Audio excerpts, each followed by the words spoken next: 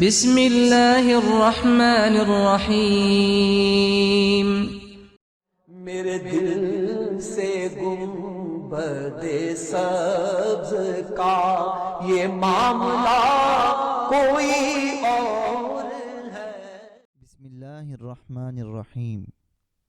جنگ فجار کے بعد جو معاہدہ ہوا اس کو حلف الفضول کہتے ہیں۔ اس وقت حضور صلی اللہ علیہ وآلہ وسلم کی عمر مبارک تقریباً 20 سال تھی۔ اس تاریخی معاہدے کو حلف الفضول اس لیے کہتے ہیں کیونکہ قریش کے اس معاہدے سے بہت پہلے مکہ میں قبیلہ جرہم کے سرداروں کے درمیان بھی بالکل ایسا ہی ایک معاہدہ ہوا تھا، اور قبیلہ جرہم کے وہ لوگ جو اس معاہدے کے محرک تھے ان سب لوگوں کا نام فضل تھا۔ فضل بن حارث، فضل بن وداعہ، فضل بن فضالہ، اس لیے اس معاہدے کا نام بھی حلف الفضول رکھ دیا گیا۔ بہرحال قریش کے سردار عبداللہ بن جدعان تیمی کے گھر جمع ہوئے اور آپس میں معاہدہ کیا کہ ہم مظلوموں کا ساتھ دیں گے، چاہے وہ کسی بھی قبیلے کے ہوں، اور ان کا حق دلوا کر رہیں گے۔ ملک میں ہر طرح کا امن و امان قائم کریں گے، مسافروں کی حفاظت کریں گے، غریبوں کی مدد کرتے رہیں گے، کسی ظالم یا غاصب کو مکہ میں نہیں رہنے دیں گے۔ اس اجتماع میں ہمارے آقا حضرت محمد مصطفیٰ صلی اللہ علیہ وآلہ وسلم بھی تشریف فرما تھے، اور بعد میں شرف رسالت سے مشرف ہونے کے بعد فرمایا کرتے تھے، میں عبداللہ بن جدعان کے مکان پر ایک ایسے معاہدے میں شریک تھا کہ مجھے اس کے بدلے سرخ اونٹ بھی پسند نہیں۔ اگر اسلام میں بھی اس معاہدے کے لیے مجھے بلایا جاتا تو میں ضرور شریک ہوتا۔ 20 سال کی عمر میں آپ صلی اللہ علیہ وسلم نے تجارت کا پیشہ اپنایا اور دوسروں کے سرمایے سے تجارت شروع کر دی۔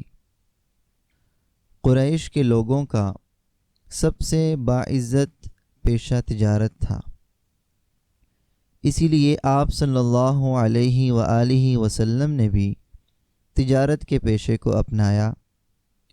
حضور صلی اللہ علیہ وسلم ہر معاملے میں سچا وعدہ فرماتے، اور جو وعدہ فرماتے اس کو پورا کرتے۔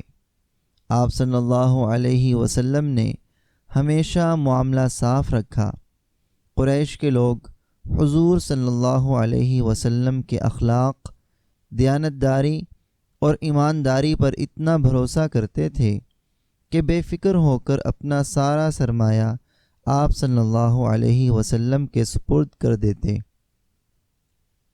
بہت سے لوگ اپنا پیسہ آپ صلی اللہ علیہ وسلم کے پاس امانت رکھواتے اور آپ کو صادق اور امین کہتے۔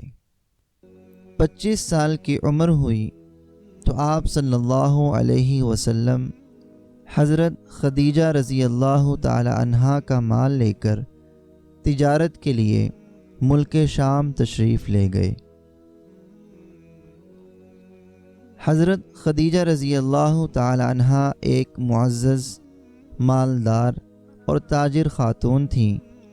لوگوں کو اپنا مال تجارت کے لیے دیتی تھیں اور مضاربت کے اصول پر ایک حصہ طے کر لیتی تھیں۔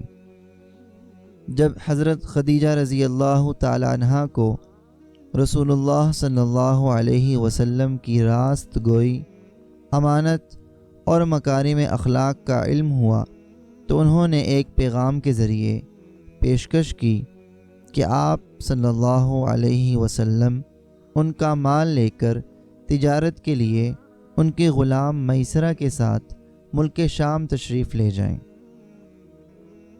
وہ دوسرے تاجروں کو جو اجرت دیتی ہیں اس سے بہتر آپ صلی اللہ علیہ وسلم کو دیں گی۔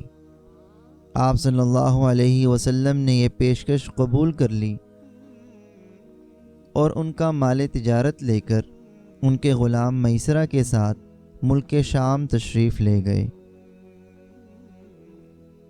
جب مکہ واپس تشریف لائے اور حضرت خدیجہ رضی اللہ تعالی عنہا نے اپنے مال میں ایسی امانت اور برکت دیکھی جو اس سے پہلے کبھی نہ دیکھی تھی، اور پھر ان کے غلام میسرہ نے نہ صرف امانت داری بلکہ آپ صلی اللہ علیہ وسلم کے اخلاق کی بھی ایسی تعریف کی کہ حضرت خدیجہ رضی اللہ تعالی عنہا جو اپنی زندگی کا یہ حصہ کسی راست باز کے حوالے کرنا چاہتی تھیں، تو حضرت خدیجہ رضی اللہ تعالی عنہا کو اپنا گوہر مطلوب دستیاب ہو گیا۔